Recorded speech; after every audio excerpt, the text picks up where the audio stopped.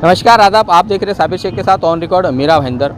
Meera road के घोड़बंदर परिसर में आज आरटीओ ऑफिस का उद्घाटन हुआ। इस उद्घाटन के दौरान परिवहन मंत्री अनिल परब आए, उनके हाथों ही इस दो दफ्तरों का यहां पर उद्घाटन हुआ। आइए इस दौरान इन्होंने क्या कहा और इस प्रोग्राम में जो मान्यवर आए हुए थे उनका क्या कहना था, इस आरटीओ कार्यालय को लेकर जानते हैं। सबसे पहले तो मैं हमारे जो परिवहन के मंत्री है आदरणीय अनिल परब साहब, उनको धन्यवाद देता हूं कि मीरा भाईंदर शहर की जनता की आवाज़ जब मैंने लोक प्रतिनिधि के रूप पे उनके पास पहुंचा दी तो उन्होंने तुरंत एक्शन लिया। मीटिंग ली थी उन्होंने फरवरी महीने में और तुरंत कहा था कि किसी भी हालत में 1 मई को इसका उद्घाटन होना चाहिए। मगर मार्च महीने से कोविड की महामारी पूरे महाराष्ट्र में, पूरे देश में चालू हो गई और मीरा भाईंदर शहर में भी वैसी परिस्थिति थी। तो हमने ये सोचा कि आरटीओ का उपकेंद्र जो है उसका उद्घाटन बाद में किया जाएगा, मगर पहले कोरोना के ऊपर जो कोरोना का संकट आया उसके ऊपर हम लोग अमल करें। और कोरोना की महामारी अभी थोड़े थोड़े कम होते जा रही है। जैसे ही ये मैंने चीज़ उनके सामने रखी तो उन्होंने आरटीओ के अधिकारियों को कहा कि ये साल के अंदर ही इसका उद्घाटन होना चाहिए और आज उसका उद्घाटन होने जा रहा है। सभी लोक प्रतिनिधि और सभी मान्यवरों के हाथों से आज इसका उद्घाटन किया जाएगा। और खुशी की बात ऐसी है कि देखिए, कम से कम 200 लर्निंग लाइसेंस रोज़ के रोज़ होते हैं, 125 से 150 लाइसेंस परमानेंट लाइसेंस होते हैं, 150 से 200 जो मीरा भाईंदर शहर में 2 व्हीलर 3 व्हीलर और 4 व्हीलर गाड़ियाँ आ जाती है, उसका ट्रांसफ़र होता है, उसके डॉक्यूमेंट्स बनते जाते हैं। तो 600 से 700 लोगों को रोज़ का रोज़ फ़ायदा होगा। आप अगर एवरेज निकालेंगे तो करीबन 20,000 लोगों को महीने का इसका फ़ायदा हो जाएगा। ये अभी वर्सोवा ब्रिज का काम चल रहा है, साथ ही में घोड़बंदर रोड पे मेट्रो का काम चल रहा है। तो थाना पहुंचने के लिए 1.5 घंटा लगता है। तो ये टाइम की बचत हो जाएगी, पेट्रोल डीजल की बचत हो जाएगी, लोगों के पैसे की बचत हो जाएगी। इस मीरा भाईंदर शहर के लिए ये होना ज़रूरी था। मगर मैंने परब साहब को ये भी कहा है कि ये जो जगह है ये परमानेंट नहीं है, ये कॉरपोरेशन ने हमें टेम्परेरी दी है।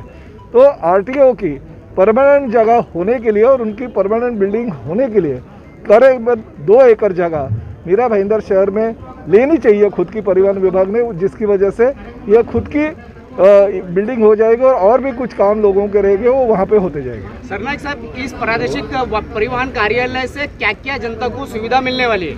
सभी सुविधा मिलेगी जो सुविधा थाने के आरटीओ में मिलती है।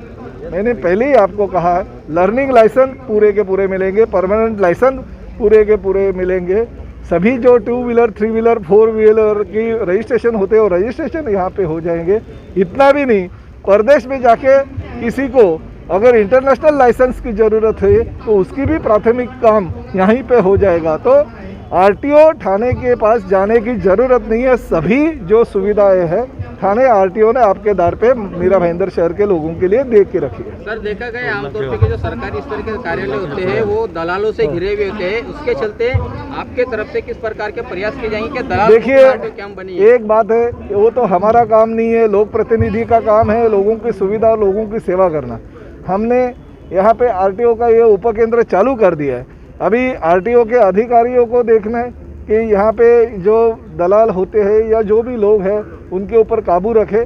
मगर मैं यही कहना चाहता हूँ कि लोगों को स्वच्छ प्रतिमा के हिसाब से आरटीओ की तरफ देखा जाता है, तो आरटीओ में काम जल्दी जल्दी होने चाहिए, ऐसी मेरी मांग है।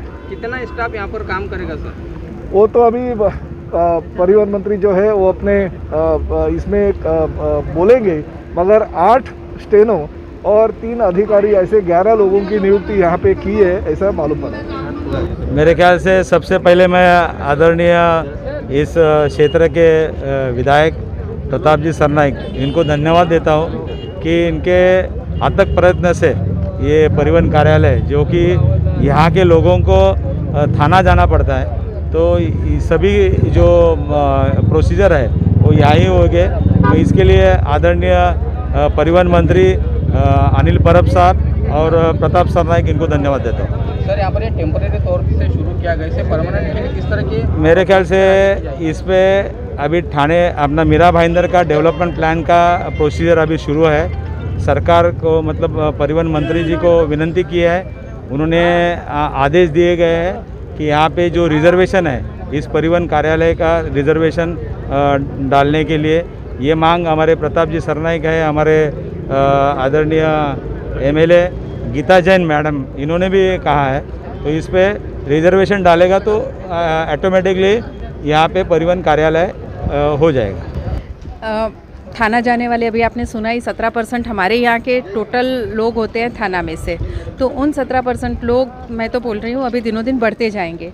तो उन सभी को एक बिल्कुल नज़दीक ऐसे यहाँ उपकेंद्र शुरू होने से टेम्पररी लाइसेंस ये सब की जो सुविधाएं मिलेगी वो बहुत नज़दीक मिलेगी, इसलिए उनका ये थाना तक जाने का जो प्रॉब्लम था वो सॉल्व हो जाएगा।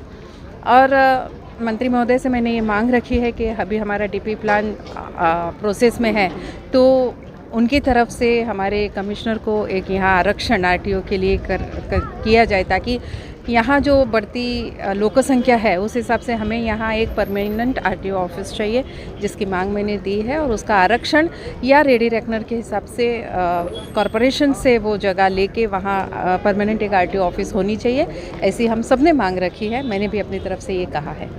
जी वो बिल्कुल, वो बोले कि यहाँ एक परमानेंट होना चाहिए, उस मत के वो भी है, और इसीलिए बहुत जल्दी इसकी मीटिंग लगा के तुरंत इसके बारे में निर्णय किया जाएगा।